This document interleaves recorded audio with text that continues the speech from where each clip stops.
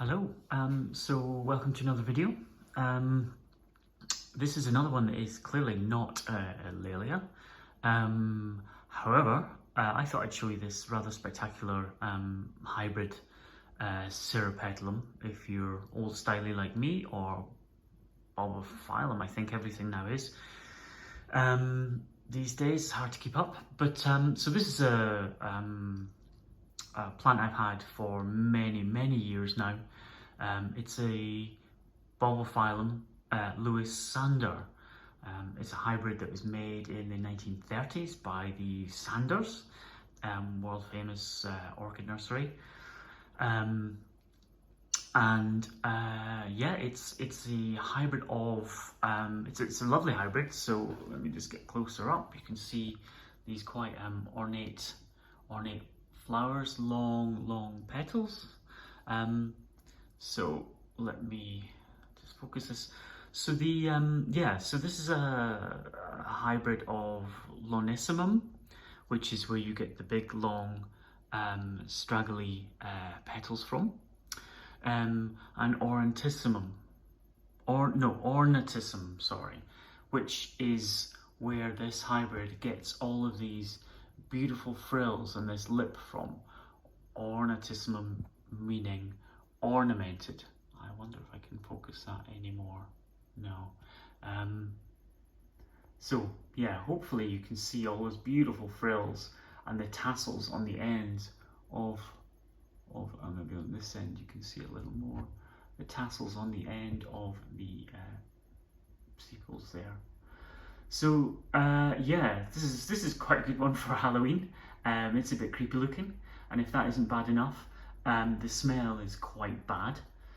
As you can imagine, these things, because of the colouring, might give you an indication that they are pollinated by flies, which generally feed on carrion, I guess, from the smell. The smell is somewhere between cat urine and off fish. So yeah, it's a lovely one for filling a greenhouse. Thankfully, if you only have one or two sort of umbels of flowers, it doesn't smell too bad. When you start getting to this number, you get a whiff every once in a while. It's not the worst Bulbophyllum out there, of course, for smell, but it's certainly it's up there if you get quite close and give it a good sniff. The flowers on these unfortunately don't last very long at all. I mean, a week, you probably get a week out of them if you're lucky, and then they start to go off. But because this is, you know, we've got what, five flower spikes on this, it's giving a beautiful show right now. I enjoy it. It's fleeting, and I look forward to it flowering every year. It always flowers about this time. This is the best show I've had from it for quite some time. As you can see, I grow it in a basket. Let me just show you that. So this, it's been in this basket for a hell of a long time. I put some sort of mesh on the bottom here to stop like the chunks of bark and perlite from falling through. I don't repot it very often, as you can probably tell by the mess it's in. It has a couple of hitchhikers, but that's fine. Yeah, and so I grow this in medium bark. I think I put a bit of glass rock in there, a handful of what do you call it, rock wool, just to keep the humidity up.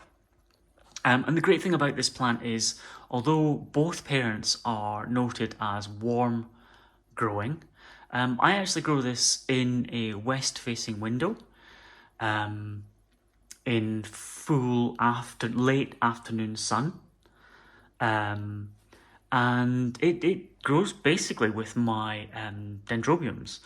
So this then gets a cooler bit of a winter rest. The temperatures up there are more like intermediate than warm, so this is quite a forgiving hybrid despite its parents need for warmer growing. So it's very close to Halloween. So happy Halloween, everyone, wherever you are. And I hope you've enjoyed this video. That's Bulbophyllum Lewis Sander.